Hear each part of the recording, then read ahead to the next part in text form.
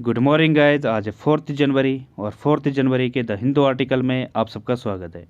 तो चलिए बिना किसी देरी के शुरू करते हैं आज का पहला वर्ड है अगेस्ट। इसका मतलब होता है आतंकित या शॉक्ड को कहा जाता है अगेस्ट, या फिर स्केयर्ड हो, जो आपको डरा दे या आपको अमेज्ड कर दे। ठीक है, भौंचक्के जिससे आप रह जाओ वो होता है अगेस्ट, जिससे क्या हो, आप हॉरिफाइड हो जाओ, स्टन्ड हो जाओ, अपोल्ड हो जाओ। अपोल्ड मीन्स भी क्या होता है, भयभीत होना, या फिर भौंचक्का रहने को कहा जाता है अपोल्ड, या फिर हैरानी में पड़ जाना।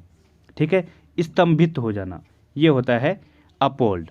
स्टन्ड ये भी भयभीत होना या फिर आतंकित हो जाना, हॉरिफाइड होना, ये इसके सिनोनिम है। एस्टोनिस्ड होता है, ये भी क्या होता है, अचंभित होना। ठीक है, हॉरर स्ट्रक ये भी क्या होता है, आतंकित होना या फिर अचंभित हो जाना। एक फ्रेज है हॉरर स्ट्रक।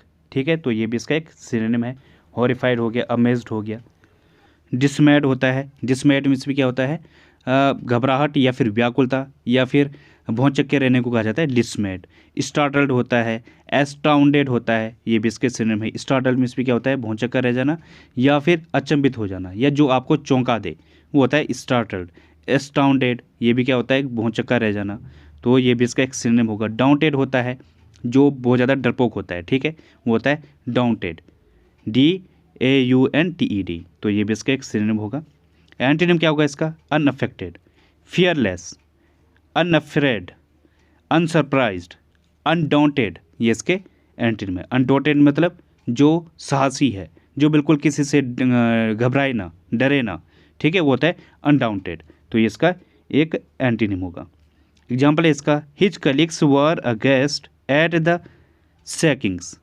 निकाले जाने पर जो उसके कलीग्स थे वो बहुत ज़्यादा क्या होते, आतंकित थे या डरे हुए थे। ठीक है, तो ये इसका एग्जाम्पल होगा। अगला वर्ड है ऑस्टेयर। इसका मतलब क्या होता है, सख्त या स्ट्रिक्ट इन बिहेवियर या फिर नेचर, जो अपने बिहेवियर, नेचर या फिर जो शकल सूरत से क्या हो, अपीयरेंस से काफ़ी सख्त लगे, वो होता है ऑस्टेयर। हार्श, स्टर्न, स्टीफ, सीवर, ये इसके सिनोनिम है। स्टीफ मीन्स क्या होता है, सख्त। सीवर मीन्स भी क्या होता है, गंभीर या फिर जो सख्त है। स्टर्न है, सख्त होता है। हार्श मीन्स क्या होता है, सख्त।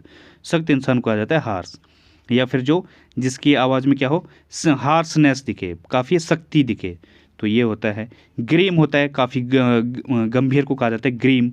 ग्रेव ये भी इसके सिनोनिम होंगे। अनरिलेंटिंग होता है, रिलेंटिंग मतलब जो नरम है, और अनरिलेंटिंग जो सख्त है। ठीक है, ये होता है। रीगरस होता है, सोलेम, गंभीरता को कहा जाता है सोलेम। रीगरस भी क्या होता है, जो काफ़ी गंभीर होता है। इनफ्लेक्सिबल है, ठीक है, या जिसके अंदर कोई फीलिंग नहीं है, तो अनफीलिंग भी इसका एक सिनोनिम होगा। स्ट्रिंजेंट होगा, या फिर कोल्ड बिहेवियर वाला है जो। एंटीनिम क्या होगा इसका, जो काइंडली है, दयावान है, स्वीट है, फ्लेक्सिबल है, जीनियल है, ये इसके एंटीनिम है। रिलेंटनेस हो जाएगा, तो ये भी इसका एक सिनोनिम होगा, या रिलेंटिंग। ठीक है, एग्जाम्पल है इसका, the life of the troops was comparatively austere. जो ट्रूप्स की लाइफ है, जो सैनिकों की जो लाइफ है, वो तुलनात्मक रूप से काफ़ी सख्त थी। ठीक है, तो ये इसका एग्जाम्पल है। अगला वर्ड है ओजियन। इसका मतलब होता है गंदा या एक्सट्रीमली फिल्थी को कहा जाता है ओजियन। फिल्थी मीन्स भी क्या होता है, गंदा। ठीक है, जिसको देखकर आपको घिन आ जाए उसे कहा जाता है फिल्थी। तो जो बहुत ज़्यादा गंदा हो वो होता है ओजियन। इसका एक और मीनिंग होता है, जब कोई चीज़ काफ़ी कॉम्प्लिकेटेड हो या डिफ़िकल्ट हो या टफ हो, वो भी होता है ओजियन। तो इसका ध्यान देना, इसके दो मीनिंग हैं। एक तो हो गया एक्सट्रीमली फिल्थी, जो बहुत ज़्यादा गंदा है। दूसरा क्या है, जो बहुत चैलेंजिंग है, डिफ़िकल्ट है या फिर कॉम्प्लिकेटेड है, वो होता है ओजियन। तो इसके सिनोनिम है डर्टी, सोइल्ड, चैलेंजिंग, ये इसके सिनोनिम है। सोइल्ड मतलब जो गंदा है। ठीक है, तो ये इसके सिनोनिम है। टॉयलसम होगा, टॉयलसम मतलब जो काफ़ी हार्ड वर्किंग है, चैलेंजिंग है। ठीक है, फॉर्मिडेबल है, ये भी क्या होता है, चैलेंजिंग को कहा जाता है। कॉम्प्लिकेटेड हो गया, टफ हो गया, ये इसके सिनोनिम है। एंटीनिम क्या होगा इसका, जो क्लीन है, साफ़ है, या फिर ईजी है, बहुत आसान है, एफर्टलेस है, सिंपल है, ये इसके एंटीनिम है। एग्जाम्पल है इसका, the ozone task of reforming the bureaucracy. जो एक डिफ़िकल्ट टास्क है, जो ब्यूरोक्रेसी है, नौकरशाही है, उसको रिफॉर्म करने की। ठीक है, तो ये इसका एग्जाम्पल है। तो गैस अगला वर्ड है बर्लेस्क, इसका मतलब होता है हास्यात्मक या सैटिरिकल को कहा जाता है बर्लेस्क। सैटिरिकल मतलब व्यंग्यात्मक या हास्यात्मक, ये होता है सैटिरिकल। या किसी का उपहासात्मक, ये होता है सैटिरिकल। पैरोडी, कैरिकेचर, आयरनिकल, ये इसके सिनोनिम है। आयरनिकल मीन्स भी क्या होता है, व्यंग्यात्मक या हास्यात्मक। कैरिकेचर ये क्या होता है, किसी का चित्र बनाकर या चित्र को तोड़ मरोड़ कर किसी का हास्य उड़ाना, तो इसे क्या कहा जाता है, व्यंग्य चित्रण, ठीक है। या फिर हास्य चित्र या विरूप चित्रण, ये होता है कैरिकेचर। पैरोडी ये क्या होता है, किसी की नकल करके मजाक उड़ाना, किसी का जैसे कि अभी हमारे जो वाइस प्रेसिडेंट हैं उनका नाम क्या है, धनखड़ साहब हैं, तो उनका भी मजाक उड़ाया गया, उनकी मिमिक्री करके। राहुल गांधी जी उनकी वीडियो बना रहे थे, फिर उन पर कहा गया कि हमारे जो वाइस प्रेसिडेंट हैं इस तरह से उनका मजाक नहीं उड़ाना चाहिए, ठीक है। तो ये होता है पैरोडी, किसी की मिमिक्री करके, ये होता है। ट्रेवेस्टी होता है, ये भी क्या होता है, मजाक उड़ाना, या मजाक को कहा जाता है ट्रेवेस्टी, ठीक है। प्रहसन या उपहासात्मक है जो, ये होता है। जैनी होगा, ये भी इसका एक सिनोनिम है, हास्यजनक को कहा जाता है जैनी, तो ये भी इसका एक सिनोनिम है। एंटोनिम क्या होगा इसका, अक्लेम, किसी की तारीफ करना या एडमायर करना, किसी को अपलॉड करना, तारीफ करना, कमेंड करना। या एनकोमियम, तारीफ को कहा जाता है एनकोमियम, ये एक नाउन है एनकोमियम, तो ये इसका एंटोनिम है। एग्जाम्पल है इसका, he shouldn't burlesque the Elder, उसे जो है बड़ों का मजाक नहीं उड़ाना चाहिए या बड़ों का मजाक नहीं करना चाहिए, तो ये इसका एग्जाम्पल है। अगला वर्ड है वहमी, इसका मतलब क्या होता है, रुकावट या सेटबैक को कहा जाता है वहमी। सेटबैक मतलब कोई बाधा या रुकावट या असफलता, इस टाइप का सेंस रहता है सेटबैक, तो ये होता है वहमी, जिससे कि आपकी जो प्रोग्रेस है उसमें कोई बाधा आ जाए। डिफ़िकल्टी, इश्यू, चेक, ये इसके सिनोनिम है। चेक मतलब किसी को रोकना। हिच होता है, होल्ड अप होता है, ये भी इसके सिनोनिम है। हिच मतलब कोई अड़चन या फिर कोई जो छोटी मोटी समस्या आती है जिससे कोई अड़चन पड़ जाए, ठीक है, वो होता है हिच, ठीक है। या गांठ को भी कहा जाता है हिच, होल्ड अप रोकना। और बी फडलमेंट होता है, बी फडल इसका वर्ब फॉर्म है, जिसका मतलब क्या होता है, चकरा देना या घबरा देना या किसी को डरा देना, ठीक है। तो ये इस टाइप का है जिससे कि आपके उसमें बाधा आ जाए, तो बी फडलमेंट, जिससे आप डर जाओ और आगे बढ़ो ना, तो ये इसका एक सिनोनिम होगा। एग्जाम्पल है, एंटोनिम है इसका ब्रेक थ्रो या स्टेटस को बूस्ट, ये इसके एंटोनिम है। बूस्ट मतलब किसी को तारीफ करना या किसी को बढ़ावा देना, ये होता है बूस्ट। और स्टेटस को जब कोई स्थिति वैसी बना रहे, मतलब जैसा था पहले से उसी स्थिति में रहे, वो होता है स्टेटस को, ठीक है। और ब्रेक थ्रो जब आपका क्या है, किसी चीज़ में सफलता प्राप्त हो जाए आपको, या आप आगे बढ़ जाओ, ठीक है, या किसी चीज़ को भेद दो, आप छेद कर दो, ठीक है ना, ये होता है ब्रेक थ्रो। कोई महत्वपूर्ण खोज, ये भी होता है ब्रेक थ्रो, तो ये इसके एंटोनिम है। एग्जाम्पल है इसका, we are suffering a triple whammy at the moment, हम इस समय या फिर तिहरी मार झेल रहे हैं, ठीक है, तो ये इसका एग्जाम्पल है। अगला वर्ड है एक्सटर्मिनेट, इसका मतलब क्या होता है, विनाश करना या डिस्ट्रॉय करना, किसी को मारना या फिर हटाना, रिमूव करना, ये होता है एक्सटर्मिनेट। जैसे कॉकरोचों को क्या किया जा रहा है, एक्सटर्मिनेट किया जा रहा है, उनको उनका विनाश किया जा रहा है, डिस्ट्रॉय किया जा रहा है, एलिमिनेट किया जा रहा है। अबोलिश, इराडिकेट, ये इसके सिनोनिम है। इराडिकेट मीन्स क्या होता है, रिमूव करना या हटाना। वाइप आउट होता है, ये भी क्या होता है, मिटाना। ई फेस होता है, ठीक है। और एक्सटरपेट होता है, ये भी इसका एक सिनोनिम है, विनाश करना या ख़त्म करना। एंटोनिम क्या होगा इसका, किसी को हेल्प करना, सपोर्ट करना, बिल्ड करना, ये इसके एंटोनिम है। बिल्ड मतलब किसी चीज़ को बनाना। एग्जाम्पल है इसका, a huge effort was made to exterminate the rats, बहुत ज़्यादा प्रयास किया गया जो चूहे हैं उनको ख़त्म करने के लिए या उनको मारने के लिए, ठीक है, तो ये इसका एग्जाम्पल है। तो गाइस अगला वर्ड है पैरोकियल, इसका मतलब होता है संकुचित या फिर लिमिटेड या फिर नैरो माइंडेड को कहा जाता है, नैरो आउटलुक को कहा जाता है पैरोकियल। जो दिखने में काफ़ी संकीर्ण हो, छोटा हो या फिर संकुचित हो, वो होता है पैरोकियल। या फिर जो क्या हो, परिसीमित किया गया हो, ठीक है। जो नैरो माइंडेड का है, कम दिमाग वाला है, ठीक है, छोटी सोच वाला है, संकीर्ण सोच का है, वो होता है पैरोकियल। जैसे कि यहाँ पे अर्नब गोस्वामी जो सामने एंकर बैठा है, यो एंकर बोल रहा हूँ, जो डिबेट में बैठा है उससे क्वेश्चन कर रहा है कि रेप का कारण क्या है। तो सामने वाला पर्सन क्या जवाब दे रहा है कि लड़कियां छोटे कपड़े पहनती हैं इसलिए उनका रेप होता है। तो ये सोच कैसी है, काफ़ी संकीर्ण है, छोटी है, संकुचित सोच है। ठीक है, ये होता है पैरोकियल। सिनोनिम इसके कंजर्वेटिव, इंसुलर, शॉर्ट साइटेड, ये इसके सिनोनिम है। शॉर्ट साइटेड मतलब जो हल्का, जो संकीर्ण हो या फिर संकुचित एरिया में फैला है, वो होता है शॉर्ट साइटेड। जहाँ से दूर की चीज़ें दिख ना रही हो वो होता है शॉर्ट साइटेड। इंसुलर होता है जो एकांत होता है, या अलग थलग पड़ा हुआ है, या फिर जिसकी सोच ही बिल्कुल अलग टाइप की है, वो होता है इंसुलर। कंजर्वेटिव, पुरानी सोच वाला, ये इसके सिनोनिम है। नैरो माइंडेड हो गया। इसका एक और मीनिंग होता है क्या, जो स्मॉल टाउन होता है, छोटा जो क्षेत्र है। ठीक है ना, यूज कैसे कैसे होगा, जैसे कोई छोटा क्षेत्र है वहाँ पे भी आप पैरोकियल बोल सकते हो। ठीक है, पैरोकियल टाउन मतलब छोटा टाउन है। नैरो माइंडेड तो हो गया, यहाँ पे भी करते हैं। जो लोकल एरिया है वहाँ पे भी हम यूज करते हैं, तो लोकल भी इसका एक सिनोनिम होगा। प्रोवेंशियल जो क्षेत्रीय होता है वो होता है प्रोवेंशियल, तो ये इसके सिनोनिम है।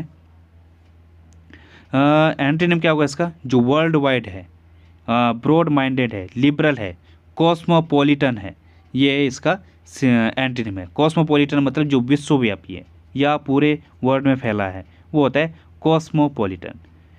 एग्जाम्पल है इसका, there are also private parochial schools. कुछ जो है क्षेत्रीय स्कूल भी हैं। ठीक है, तो ये इसके, या फिर लोकल स्कूल भी हैं। तो इस तरीके से इसका सेंस निकल रहा है, तो ये होगा। तो अगला वर्ड है रिनीग। इसका मतलब होता है इनकार करना, या गो बैक ऑन को कहा जाता है रिनीग। मतलब जो अपने वादे से मुकर जाए या वापस चला जाए, इनकार कर जाए या किसी को त्याग दे। ठीक है, वो होता है रिनीग। वैसे तर्क करना भी होता है इसका मतलब रिनीग का, आप तर्क देने लग जाओ। ठीक है, आपसे कोई बात कर रहा है और आप तर्क देने लग जाओ, ये होता है renege. Break, back out of, revoke cancel करना। रिवॉक मतलब कैंसिल करना, अगर कोई डील है वो रिवॉक हो जाए, कैंसिल हो जाए, तो ये होता है रिनीग। एनल करना होता है, ये भी कैंसिल करना होता है। रिपील करना, रिसींड करना, ये भी कैंसिल करना या फिर इनकार करना, तो ये इसके सिनोनिम है। एंटीनिम क्या होगा इसका, कीप, अपने प्रोमिस को बनाए रखना। अध्ययर करना, अध्ययर मतलब होता है चिपके रहना या स्टिक होना या पालन करना, ये होता है अध्ययर। फुलफिल, अगर आप किसी चीज़ को फुलफिल कर दो, पूरा करो। ठीक है, एग्जाम्पल इसका, they have reneged on their promises to us. उन्होंने जो हमसे प्रोमिस किया था उनसे उन्होंने जो है इनकार कर दिया। ठीक है, उससे उन्होंने इनकार कर दिया, तो ये इसका एग्जाम्पल है। अगला वर्ड है इम्पेंडिंग। इसका मतलब क्या होता है, निकट का, या इमिनेंट को कहा जाता है इम्पेंडिंग। मतलब जो नज़दीक का है या फिर आने वाला है, एट हैंड है, आपके नज़दीकी है, और क्या है, होने वाला है, घटित होने वाला है, वो होता है इम्पेंडिंग। जैसे कि ये सामने से आ रहा है, ये बंदा अपने मोबाइल पे देख रहा है और सामने इसके केले की छिलका पड़ा हुआ है, तो क्या है, इसका गिरना क्या है, जो डेंजर है वो क्या है, इम्पेंडिंग है, क्योंकि आगे जो इसके लिए खतरा है वो आने ही वाला है। ठीक है, इमिनेंट है या फिर इम्पेंडिंग है। एट हैंड है, क्लोज है, लूमिंग है, जो आपके मंडरा रहा है, जो आपके चारों तरफ, वो होता है लूमिंग। कुछ ईडियम बताता हूँ मैं आपको, जैसे ऑन द होराइजन, इसका मतलब भी क्या है, जो निकट है, जो होने ही वाला है। ठीक है, और इन द पाइपलाइन, जैसे कोई योजना होती है, नितिन गडकरी जी अक्सर बोलते हैं कि हमारी ये योजना भी क्या है, इन द पाइपलाइन है, अब बहुत जल्दी हम ये वाली योजना शुरू करने वाले हैं। अभी वो जो है कूड़े के ढेर से क्या बनाने वाले हैं, रोड बनाने वाले हैं। तो उस टाइम पे क्या कह रहे थे वो, ये अभी इन दी पाइपलाइन है। ठीक है ना, ये होने ही वाला है, तो ये भी इसका एक सिनोनिम है। एक और ईडियम है इन द ऑफिंग। इसका मतलब भी क्या है, जो शीघ्र ही होने वाला है, तो शीघ्र ही को कहा जाता है इन द ऑफिंग। ठीक है, तो ये भी इसका एक सिनोनिम है, अच्छे ईडियम है ये भी। एंटीनिम क्या होगा इसका, रिमोट, जो काफ़ी दूर है या डिस्टेंट पर है, काफ़ी दूर दराज को कहा जाता है। फार ऑफ है, डिलेड है। ठीक है, तो ये इसका एंटीनिम है। एग्जाम्पल इसका, हर रिटायरमेंट इज़ इम्पेंडिंग, जो उसका रिटायरमेंट है वो जो है जल्द ही होने वाला है। ठीक है, या इम्पेंडिंग है, होने ही वाला है, तो ये इसका एक एग्जाम्पल है। बढ़ते हैं अब आगे। तो गाइस, आज की पहली ईडियम है हैंग अप योर बूट्स। इसका मतलब होता है retire from playing a game, मतलब किसी गेम से रिटायर होने को कहा जाता है हैंग अप योर बूट्स। जैसे सचिन तेंदुलकर जी हैं, जब वो रिटायर हुए थे तो उन्होंने जो अपने बूट हैं, जो जूते हैं, उनको क्या कर दिया था, टांग दिया था, हैंग अप कर दिया था। या फिर जैसे फौजी होते हैं, उनके पास बूट्स मिलते हैं जब वो ड्यूटी पर होते हैं, तो जब वो रिटायर होते हैं तो उनको जमा कर देते हैं, सबमिट कर देते हैं, मतलब हैंग अप कर देते हैं, ठीक है ना। अब वो रिटायर हो चुके हैं, किसी काम के नहीं है, तो ये होता है हैंग अप योर बूट्स, ठीक है। जैसे एग्जाम्पल है, at the age of 38 he decided it was time to hang up his boots. 38 की एज में उन्होंने डिसाइड किया था कि अब वो रिटायर लेंगे, ठीक है, तो ये होगा। अगली ईडियम है ऑल वॉक्स ऑफ लाइफ। इसका मतलब होता है in all aspects of life. Life का जो हर पहलू है या हर क्षेत्र है उससे कहा जाता है ऑल वॉक्स ऑफ लाइफ। जैसे कि कोई डिफरेंट कोई जॉब है, या फिर कोई लेवल है, लेवल ऑफ सोसाइटी है, या फिर जैसे कोई प्लम्बर है, कोई लॉयर है, कोई किसी को कोई कुछ है, इस टाइप से जो ऑल एस्पेक्ट्स होता है, ठीक है, लाइफ का जो हर क्षेत्र है उसे कहा जाता है, या फिर जो उसका हर एक्सपीरियंस होता है वो होता है ऑल वॉक्स ऑफ लाइफ। जैसे एग्जांपल है, Gandhi had disciples from all walks of life. जो गांधी है उनकी जो डिसाइपल्स थे, जो उनके शिष्य थे, वो हर क्षेत्र से थे, ठीक है ना। कोई प्लम्बर होगा, कोई लॉयर होगा, कोई कुछ होगा, डॉक्टर होगा, तो हर क्षेत्र से उनके डिसाइपल्स थे, उनके शिष्य थे।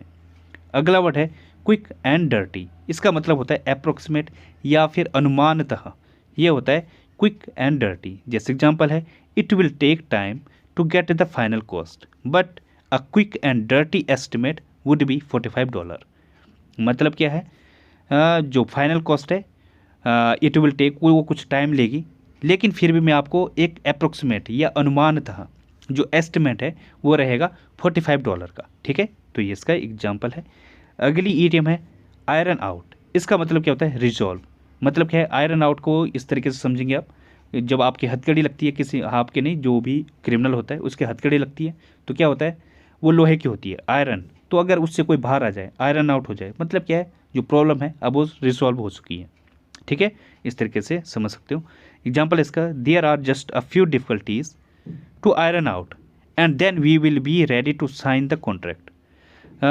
कुछ डिफ़िकल्टीज़ हैं जिनको रिसॉल्व करना बाकी है, कुछ ही डिफ़िकल्टीज़ हैं, उसके बाद जो है जो फाइनल कॉन्ट्रैक्ट है उस पर साइन किया जाएगा, ठीक है। तो ये इसका एग्जाम्पल है। तो गाइस आज का रूट वर्ड है ए और एन। इसका मतलब क्या होता है, विदाउट, या फिर जैसे कोई वर्ड है उसके आगे ए और एन लग जाए तो मीनिंग देगा, जो उसका मीनिंग है उसका अपोजिट, ठीक है ना।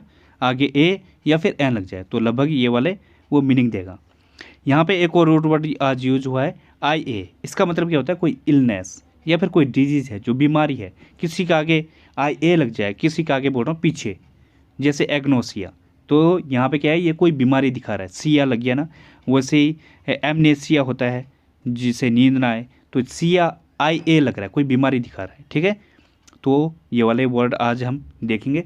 जैसे यहाँ पे वर्ड है एग्नोसिया, यहाँ पे एक और रूट वर्ड यूज हुआ है GNOS। नोज मीन्स क्या होता है, नॉलेज, आगे ए लग गया मतलब तो जो उसका विपरीत है, ठीक है ना।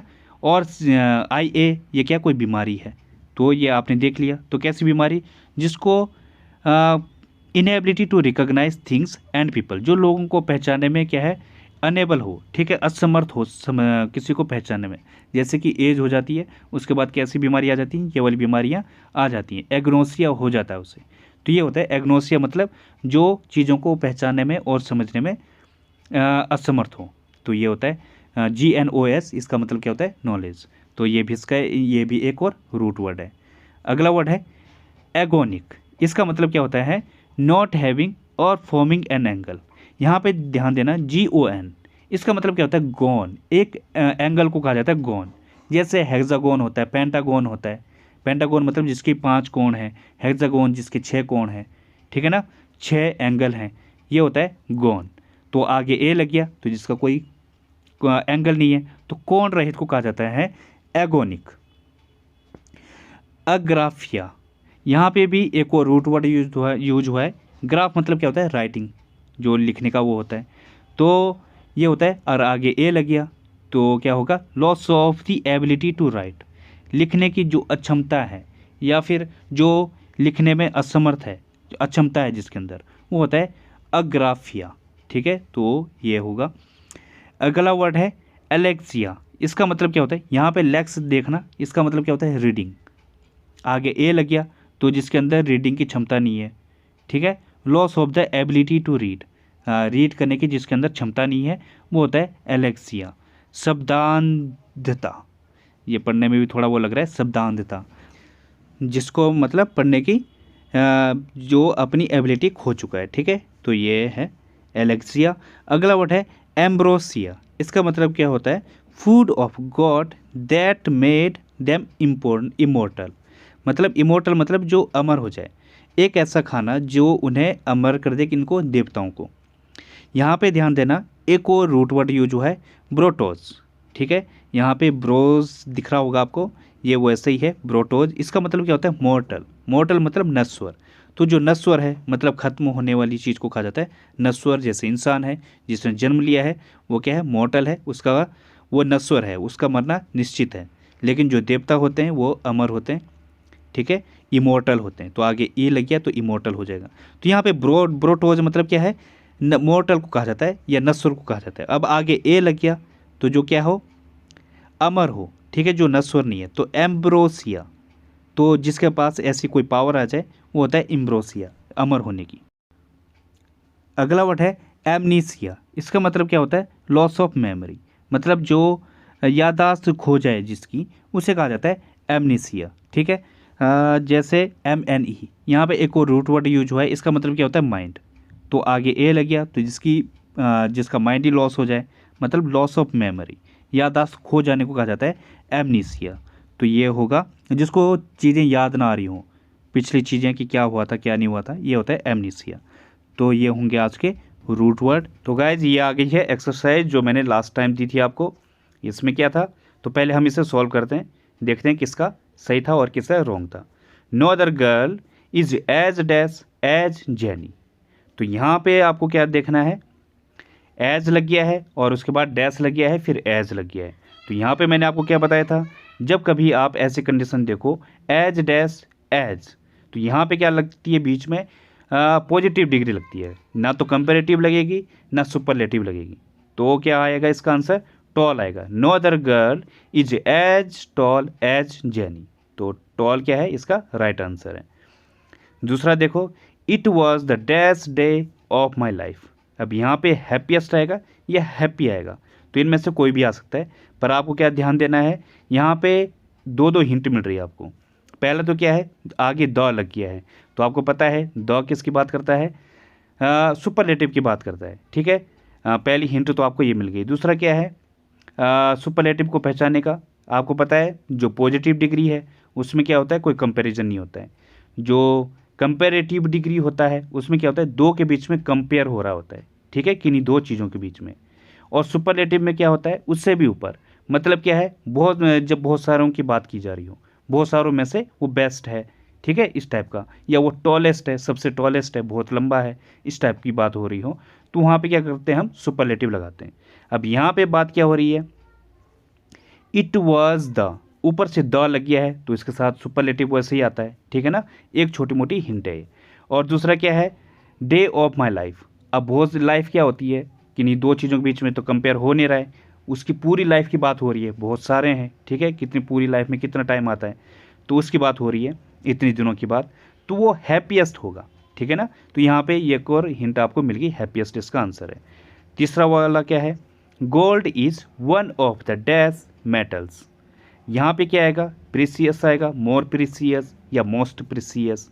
अब आपको पता है कि जब कंपेयर होता है तो क्या लगता है, मोर प्रीसियस लगता है। और अगर क्या हो, बहुत सारों में से हो, बेस्ट है, तो उसमें क्या लगेगा, अगर और इंटेंसिफाई किया गया हो तो वहाँ पे क्या लगता है, मोस्ट प्रीसियस।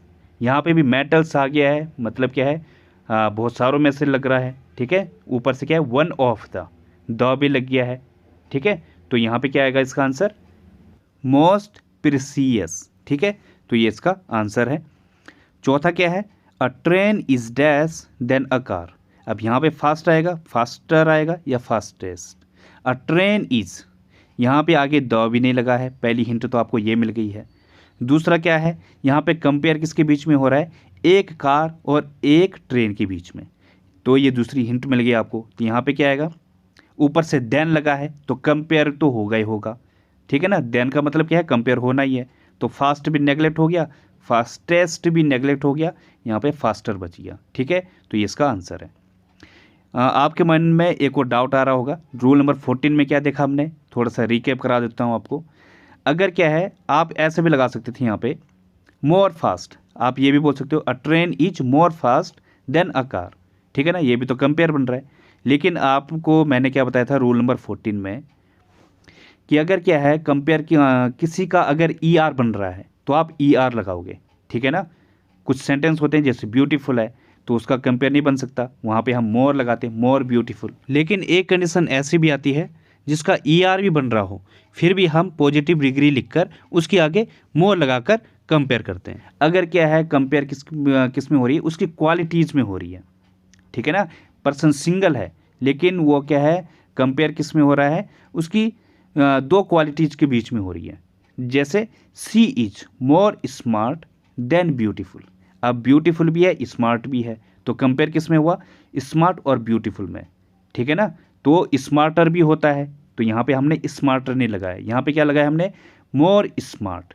तो जहाँ पे ई आर लगाकर बन रहा हो वहाँ पे ई आर लगाएंगे, लेकिन अगर क्वालिटीज़ की बात हो रही हो तो आप मोर लगाओगे। और दूसरी कंडीशन में कब लगाते हैं मोर, जिसका ई आर ही नहीं बनता है, जैसे ब्यूटीफुल है उसका ई आर नहीं बन सकता, तो वहाँ पे मोर लगाते हैं, ठीक है। तो इसमें कंफ्यूज मत होना। अब बढ़ते हैं हम आगे। तो गाइज अब रूल नंबर 15 है, यह क्या कह रहा है, when we want to describe how something or someone changes we can use two comparatives with and. मतलब क्या है इसका, जब हम किसी चीज़ को डिस्क्राइब कर रहे हों, क्या है जब कोई चीज़ किसी फॉर्म से दूसरे फॉर्म में चेंज हो रही हो या इंटेंसिफाई हो रही हो, ठीक है, तो हम उन दो कंपेरेटिव्स को एंड से जोड़कर भी बना सकते हैं, ठीक है। जैसे एग्जांपल है, the balloon got bigger and bigger, वो बिगर था अब वो और बिगर हो गया, ठीक है ना। तो दो कंपेरेटिव्स को आपस में क्या किया जा रहा है, कंपेयर किया जा रहा है, तो एंड लगाकर हमने इसको कंपेयर किया, ठीक है। इस तरीके से भी हम सेंटेंस को फ्रेम करते हैं। तो अगला सेंटेंस देखते हैं और एग्जांपल देखो, everything is getting more and more expensive, अब ये मोर आ गया, expensive, more and more expensive, इस तरीके से बनता है। तीसरा देखो, grandfather is looking older and older, ठीक है ना। तो इस तरीके से एंड लगाकर भी हम जो चीज़ें हैं वो कैसे एक फॉर्म से दूसरे फॉर्म में चेंज हो रही है, ठीक है ना, कैसे इंटेंसिफाई हो रही है, तो ये है। अब देखते हैं हम रूल नंबर 16, ये क्या कह रहा है, we often use the with comparative adjectives to show that one thing depends on another. मतलब क्या कह रहा है, जो द है हम कंपेरेटिव एडजेक्टिव्स में यूज करते हैं ज़्यादातर जब क्या है पहला वाला जो सेंटेंस है वो दूसरे पर डिपेंडेंट हो।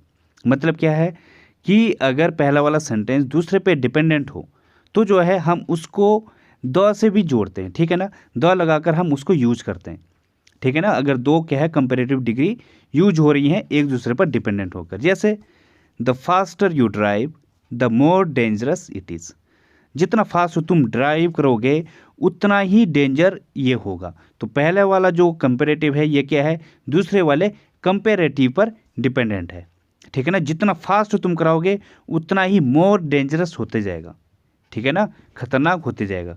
तो ये भी होता है, हम द लगाकर इसको और इंटेंसिफाई करते हैं। दूसरा सेंटेंस देखो, the higher they climbed the colder it is, मतलब जितना ऊपर वो जाएगा उतना ही ठंड होती जाएगी। तो यहाँ पे द किस चीज़ का काम कर रहा है कि जो पहले वाला सेंटेंस है वो दूसरे वाले जो सेंटेंस है जो कोल्डर है, पहला क्या था हायर, ये क्या है कंपेरेटिव एडजेक्टिव्स था, तो पहले वाला जो कंपेरेटिव है ये दूसरे वाले कंपेरेटिव से क्या कर रहा है, डिपेंड हो रहा है, ठीक है ना। जितना हायर ऊपर जाएगा उतना ही हायर और ठंडा होगा। मतलब क्या है कंपेयर हो रहा है, पहले वाला हायर था और दूसरा वाला क्या है और ज़्यादा है उससे, ठीक है, इंटेंसिफाई हो रहा है। तो द लगाकर भी हम इसे यूज करते हैं। अब बढ़ते हैं आगे। अब देखते हैं हम रूल नंबर 17। गाइज इनसे कंफ्यूज मत होना, ये काफ़ी इजी हैं, लास्ट में मैं इनका कंपाइलेशन आपको दे दूंगा, ठीक है ना, एक ही उसमें सारे रूल्स, ताकि आपको समझ आ जाए। ये इतना टफ है नहीं, ठीक है, बस समझने की बात है, आपको समझ आ गई तो चीज़ें आ गई, ठीक है। अब रूल नंबर 17 देखते हैं। If we get as soon as in a positive degree we will use no sooner than to change it into a comparative degree. इसका क्या मतलब है कि जो एज सुन एज अगर पॉजिटिव डिग्री में आपके सामने आ जाए तो उसको अगर कंपेरेटिव डिग्री में आपको चेंज करना हो तो क्या करना पड़ेगा, नो सूनर देन को यूज करना पड़ेगा, तब जाके वो क्या है कंपेरेटिव डिग्री में चेंज होगा। ठीक है, अब जैसे सेंटेंस है यहाँ पे, as soon as the man saw a tiger he ran away, ये एक पॉजिटिव डिग्री है, जैसे उसने टाइगर को देखकर वो भाग गया। ठीक है, ये सेंटेंस है। अब इसका कंपेरेटिव कैसे बनेगा, no sooner had the man seen a tiger then he ran away, मतलब क्या है, जैसे ही उसने टाइगर को देखा वो रफू चक्कर हो गया। मतलब क्या है, टाइगर को देखने से ही पहले वो भाग गया। मतलब पहले में क्या था, उसने पहले टाइगर को देखा, पॉजिटिव डिग्री था, और फिर वो भागा। और दूसरा में क्या कह रहा है कि वो देखते ही भागा है, मतलब क्या है, ये एक कंपेरेटिव डिग्री है, थोड़ा सा इंटेंसिफाई किया गया है। ठीक है ना, यहाँ पे एरर कहाँ पे आती है, नो सूनर के साथ हैड आता है। ठीक है ना, इसको ध्यान देना। और थर्ड फॉर्म आएगी तो या तो वो थर्ड फॉर्म नहीं देगा, सीन के जगह क्या लगा देगा, वो सो लगा देगा। ऊपर से नो सूनर के बाद क्या करेगा, सीधे सेंटेंस स्टार्ट कर देगा, ऐसे भी एरर आती है। ठीक है ना, तो ये जो सेंटेंस है ये यहाँ से बना हुआ है, तो ध्यान देना, ये एक कंपेरेटिव सेंटेंस है। अगला सेंटेंस देखते हैं, as soon as I enter the room the boys stood up, जैसे ही मैं कमरे में घुसा जो बच्चे थे वो क्या खड़े हो गए। ठीक है, ये एक पॉजिटिव डिग्री है। अब इसका कंपेरेटिव कैसे बनाओगे, no sooner had I enter the room then the boys stood up, मेरे रूम में घुसते ही जो बच्चे थे वो खड़े हो गए।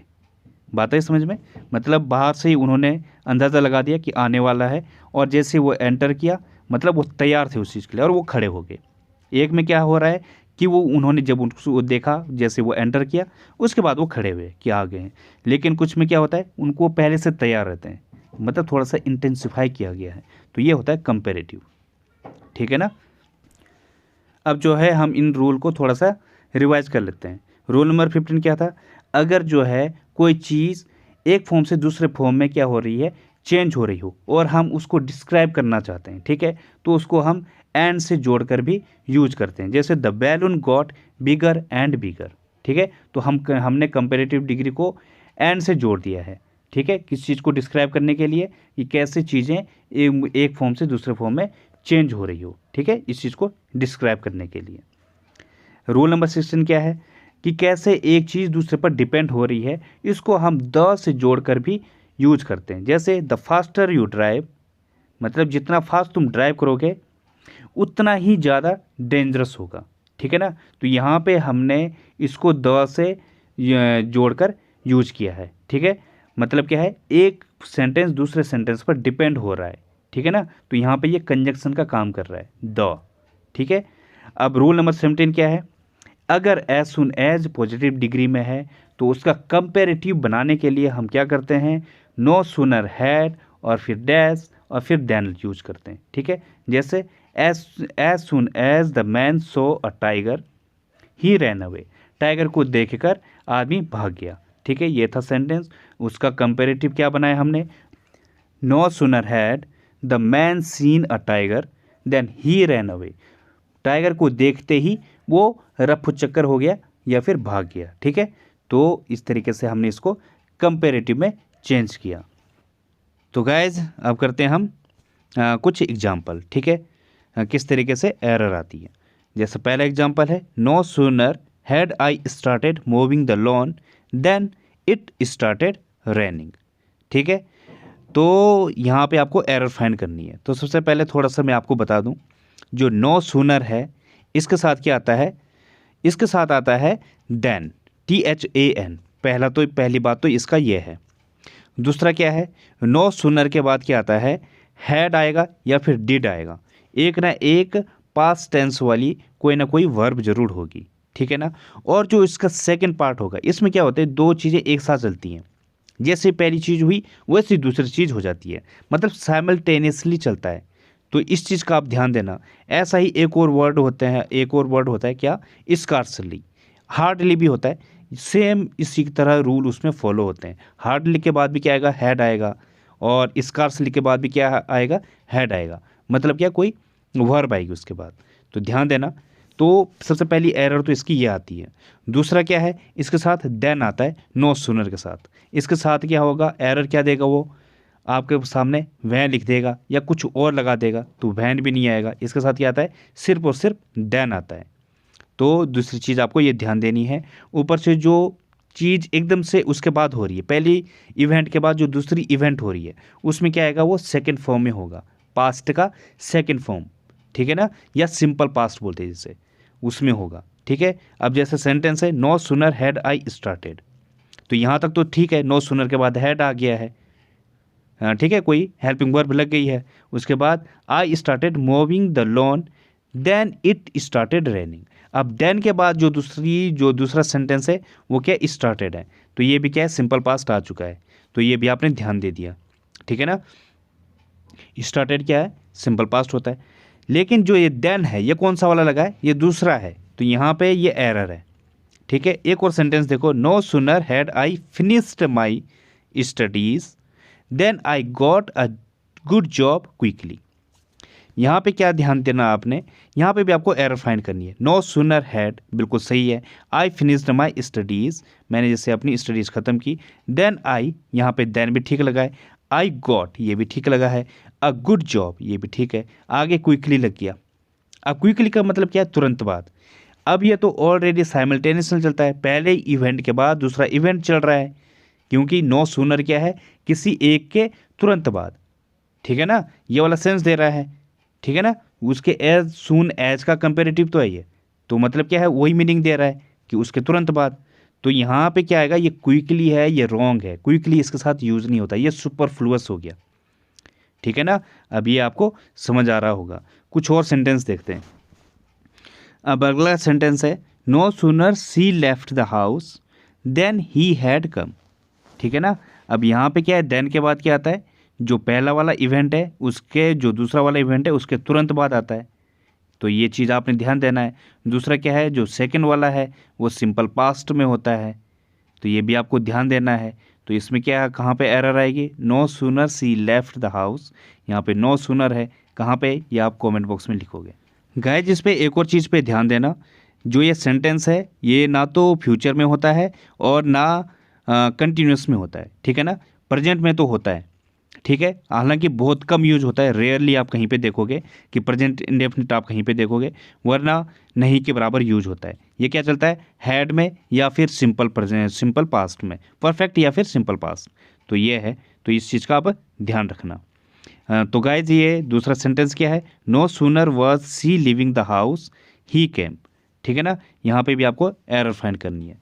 तो गाइज ये आप कमेंट बॉक्स में ज़रूर लिखना। If you like the video please like and subscribe the channel. बाकी ये मैं आपको अगली वीडियो में ज़रूर बताऊँगा। ठीक है।